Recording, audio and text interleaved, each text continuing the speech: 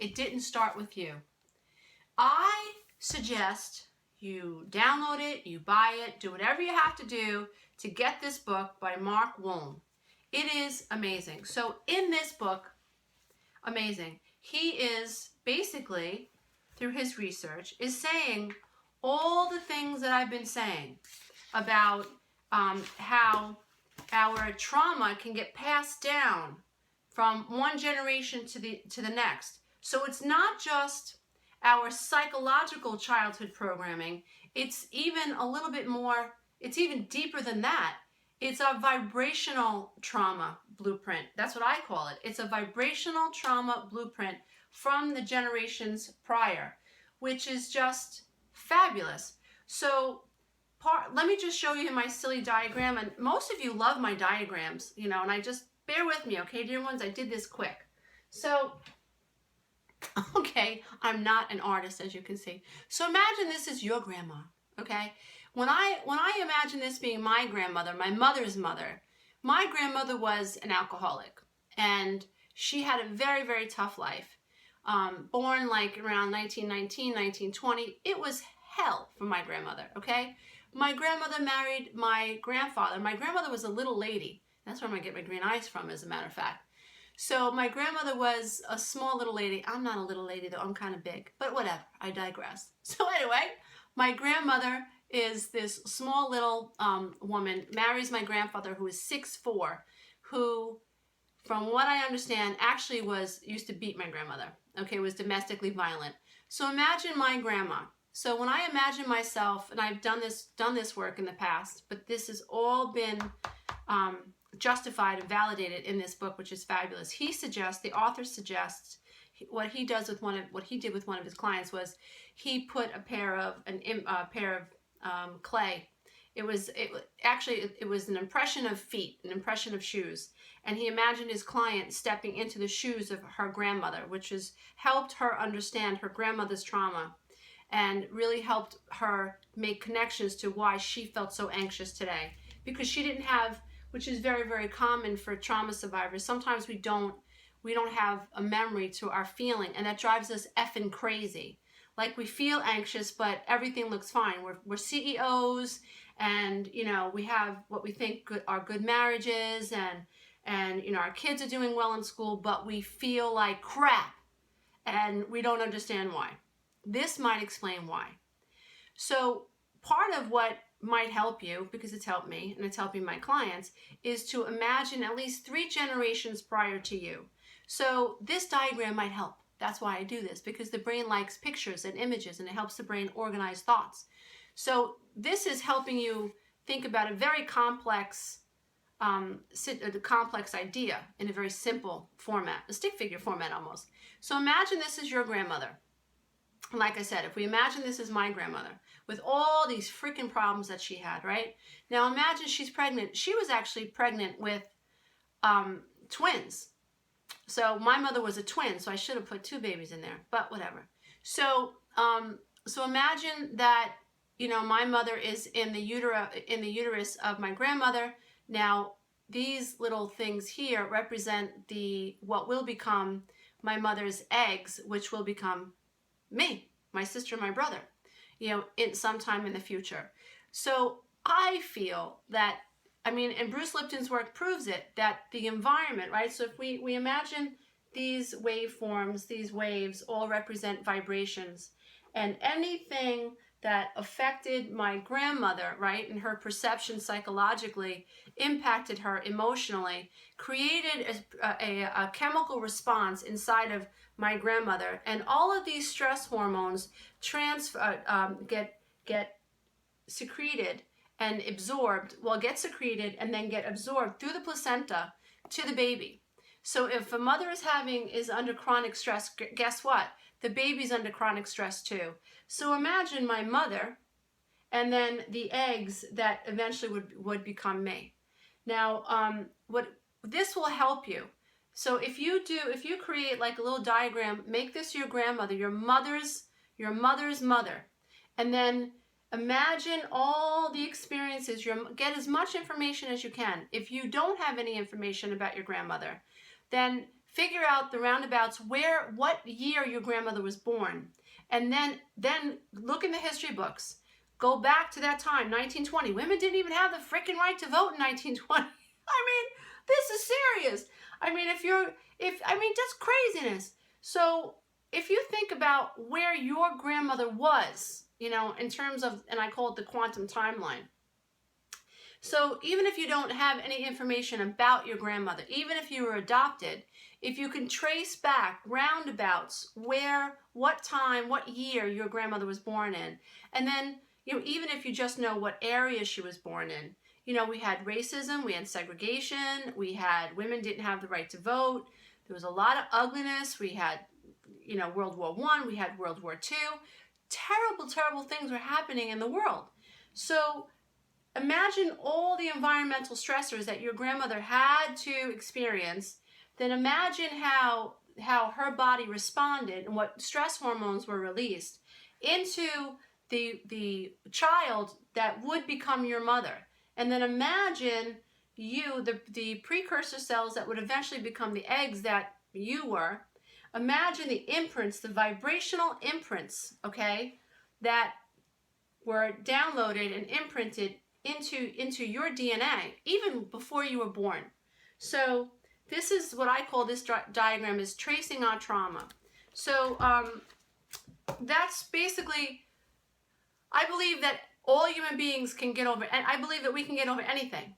Absolutely. I really believe that. I believe that we can change anything. I know for a fact, and if you do the work, you can even change your genes. Your environment and your response to your environment has the ability to change your genes, okay? Study epigenetics, study neuropsychology, neurobiology. Get into this stuff. It's fascinating.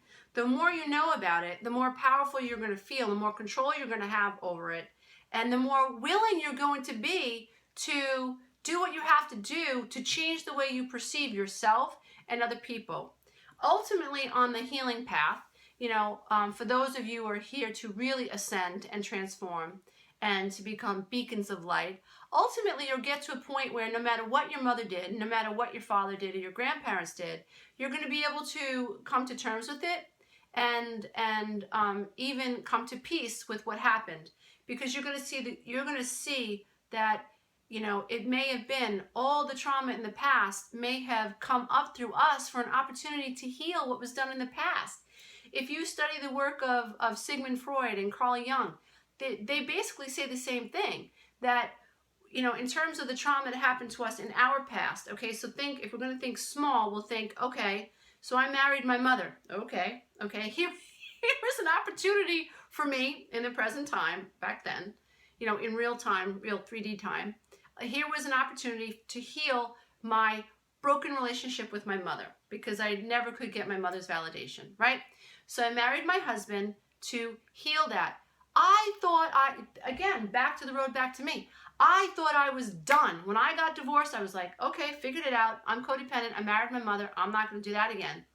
Wrong, wrong, wrong. I ended up dating psychopaths and narcissists, and one relationship brought me to my knees, and I didn't even think about dating for over 2 years. I mean, I was afraid. I was like, I'm the common denominator, and I'm still attracting crazy ass people. So that's when I really needed to really shift, and that's when I really started to do my trauma, my deep trauma work. Coming to terms with the fact that it wasn't my marriage that was codependent. I was codependent. Every thought in my head was codependent. My brain was a codependent brain. It wasn't just about ending a codependent marriage. It wasn't, no, that was the scratch of the surface. I had so much more work to do. And now it's led me here. I'm remarried. I'm happily remarried to an amazing man who sees me. And that's because I see myself. So I really do feel that me finding real love in this lifetime was about perhaps my grandmother wishing that she found true love, about my mother wishing that she felt a true connection to my father, although she thinks she has one.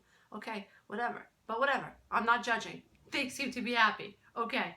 But if you trace back, now listen, this is only one half the equation. We have to create a stick figure for good old dad, because good old dad's sperms are being downloaded too. So, although it's a little different because I'll do a video on dad's sperm. Don't worry about it. But it's really important that we understand that when a little girl is born, all the eggs, she doesn't go on continue making eggs. Whatever eggs are in a little girl's ovaries at the time that she's born, that's it. You don't get more eggs, whereas boys are continually making sperm.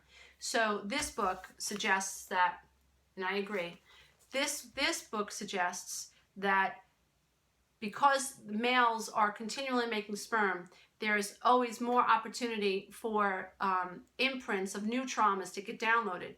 You know, but to that point, I mean, if I think about a little egg, you know, one egg that has been created in let's say, I need diagrams to help me.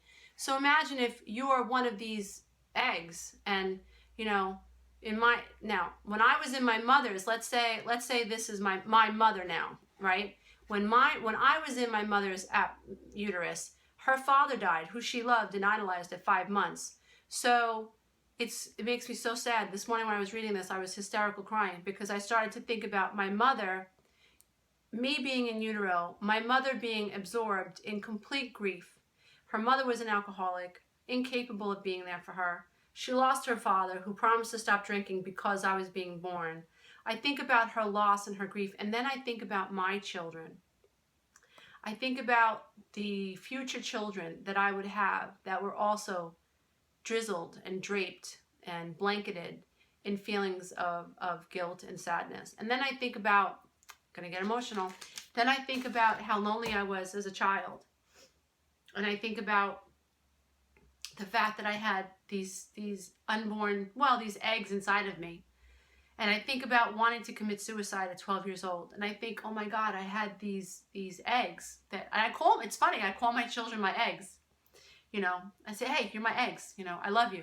And I think about them, you know, the beings that my eggs would eventually become, being affected by that depression and that anxiety. And then I would think about my son, who suffers from anxiety today, and who's so much like me and suffers with so much of the same, you know, feelings of low self-esteem that I did. And I think, wow, how this shit just got passed down from generation to generation, and how multi-layered it is. There's a psychological component where there's childhood programming. There are default settings that we have to figure out, the pain versus pleasure principle, the amygdala, the hippocampus. But certainly, thank goodness, there is so much more research and so many more books are being written, like this marvelous book, that are helping us bridge sciences with psychology and even, you know, the cosmos, even with the ethereal, the law of vibration, and bringing it all together. So, dear ones, I really hope that this video has helped you feel more not crazy. I really hope this video has made you feel release in your chest space, in your heart space. You know, Mark Wolynn says it didn't start with you, and I say it's not you, it's your programming. And we're both saying the same thing. You know, our anxiety, if you're feeling anxious, dear one, there's a reason. So now there are a couple of things. You may not remember it because it may have been passed down to you when you were in utero. And, you know, so what do we do with that? So let's say you're a person who is, I thought I was going to end this video, but I guess not. But so what do you do with this, right? So you have all this anxiety. Well, the first thing that you do is you validate the anxiety. You do a quantum timeline. You know, you go 3 generations in. You look at yourself inside your mother's womb. You think about yourself inside your mother's womb. You think about your mother's uterine experience. You think about your grandmother and what she was exposed to. You go 3 generations back, and you start to imagine all these vibrations and all these perceptions that affected you on a vibrational level. And imagine the imprints that may have affected you while you were growing, while your genes were developing, while your amygdala and your hippocampus was developing. You know, By the time you're, I think 25 or 28 days after conception, your amygdala has been formed. Not completely, but you know, it's been created. Now the hippocampus, which actually allows you to file trauma, okay, doesn't get formed until about 3 to 4. So imagine by the time you're 28 days after conception, you're already able to pick up pain and anxiety and stress. You're already aware of it. So if you had a stressful uterine experience, that's not your fault. So sometimes, and a lot of the times, people who have suffered trauma and experiencing anxiety and don't know why, just kind of seeing that connection, making that connection, and understanding that the anxiety is normal for them. And it's outside their scope of being able to even put a finger on it. You can't. You can't. It's not your fault that it's there. In most cases, I think it's not our fault that it's there. It's just there. If your mother had anxiety, you're going to have anxiety. There's a great doctor.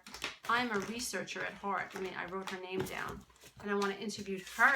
But too, she's actually in New York, which is awesome. But the doctor is Rachel Yehuda. I hope I'm not Yehuda, maybe. Yehuda. She's a professor of psychiatry and neuroscience at Mount Sinai School of Medicine in New York. And she says, you are 3 times more likely to experience PTSD if one of your parents had it or suffered with it. So that means we can be predisposed to PTSD even if we did not experience an actual traumatic real-life event. So that means PTSD symptoms can be passed on from generations. That's fabulous news, because that means it's not your fault that it's there. So dear ones, let me know if this information has helped you feel a little bit calmer and a little less stressed and more accepting of your divine vehicle, the body. And let me know what you think. And again, the book is It Didn't Start With You, How Inherited Family Trauma Shapes Who We Are and How to End the Cycle. Mark Wolynn. Namaste, everybody. Bye.